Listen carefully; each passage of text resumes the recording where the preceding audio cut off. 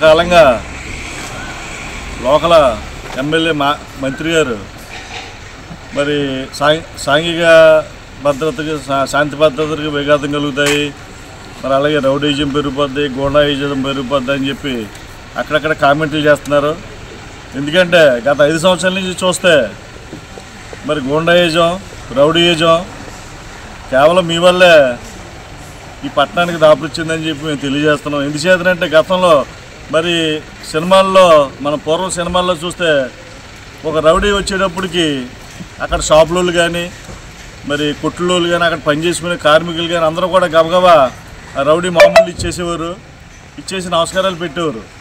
అలాగే ఇప్పుడు ఈ తాడేపల్లి పట్టణానికి మరి ఆ రకమైన పరిస్థితి దాపురిచ్చిందని చెప్పి తెలియజేస్తున్నాం.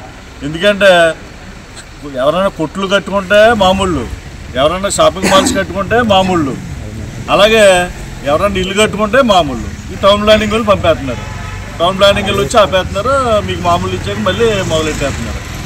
ఈ పరిస్థితి 5 సంవత్సరాల నుంచి కూడా పట్టణ ప్రజలందరూ కూడా చాలా దరిద్రంగా మాట్లాడుకుంటున్నారు, చాలా గడ్డు పరిస్థితిని ఎదుర్కొంటున్నారు. ఈ యొక్క పరిపాలన ఎప్పుడు మనం తప్పిస్తామా, ఎప్పుడు దింపేయాలని చెప్పి ప్రజలందరూ కూడా ఆతృతతో ఎదురు చూస్తున్నారు. ఎందుచేతనంటే అసలు దీపావళి కొట్లు కూడా మామూలు అనేది అసలు ప్రజలు ఎప్పుడు చూడలేదు. మరి అటువంటి పరిస్థితి కూడా ఈ 5 సంవత్సరాల నుంచి కూడా ఈ తాడేపల్లి పట్టణానికి దాపురిచ్చింది.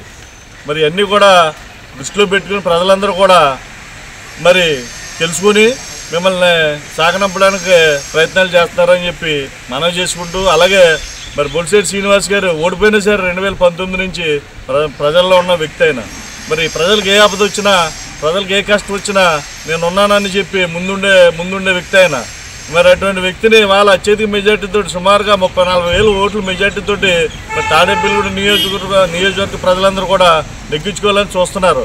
మరి అటువంటి వ్యక్తికి మనందరం కూడా మరి ఆయన్ని మరి అత్యధిక మెజార్టీతో గెలిపించుకోవాలని చెప్పి కోరుకుంటూ